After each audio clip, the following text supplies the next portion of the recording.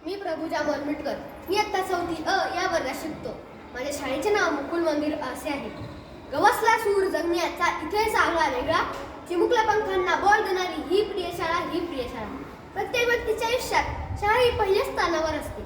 मला लहानपणीपासूनच शाळेत जायला खूप आवडायचे. शाळा, विद्यार्थी, शिक्षक हे एक त्रिवेणी आहे. मुलांना जेवढा घडविण्यामध्ये आई वडिलांचा वाटा असतो, तेवढा शाळेचाही वाटा असतो. सुंदर माझी शाळा रे, सुंदर माझी शाळा रे, ज्ञानाचा पावसाळा रे, ज्ञानाचा पावसाळा रे, पाऊस पडतो ज्ञानाचा, पाऊस पडतो ज्ञानाचा, घडतो गोळा मातीचा, घडतो गोळा मातीचा, उजेड असा काळा फळा रे, उजेड असा काळा फळा रे, सुंदर माझी शाळा रे, सुंदर माझी शाळा रे. माझ्या स्वप्नातील शाळेमध्ये एक मोठा परिसर असेल. इथे मी मनसोक्त खेळू शकेन. इथे मी क्रिकेट, व्हॉलीबॉल, फुटबॉल असे खेळ खेळू शकेन. इथे आम्हाला खेळायचे बंधन नसेल आणि सगळ्यात महत्त्वाचं, वेळेचे तर बंधनच नसेल. माझ्या स्वप्नातील शाळेमध्ये बंधन नसेल. तुला हेच करावं लागेल, तुला हे पाठच करावं लागेल, तुला हे बनवावेच लागेल असे म्हणणारे शिक्षक नसेल. तुला हे जमत नाही, हरकत नाही, तुला हे येत नाही, हरकत नाही, तुला हे बनवता येत नाही, हरकत नाही असे म्हणणारे शिक्षक असेल. आपण विद्यार्थ्यांना सहज विसरतो. तुला मोठ्यापणी काय बनायचं, तुझं स्वप्न काय आहे, पण ते आपण पूर्ण करतो का, तर नाही, आपण ते पूर्ण करत नाही.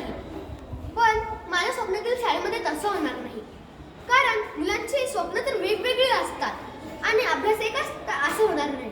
म्हणून माझ्या स्वप्नातील शाळेमध्ये ज्यांना एक शिक्षक बनायचे त्यांना शिक्षकांचे पुस्तक वाचायला दे. ज्यांना एक महान नेते बनायचे त्यांना नेतेवरचे पुस्तक वाचायला दे. माझ्या स्वप्नातील शाळेमध्ये प्रत्येक मुलाला एक सेपरेट बेंच असेल.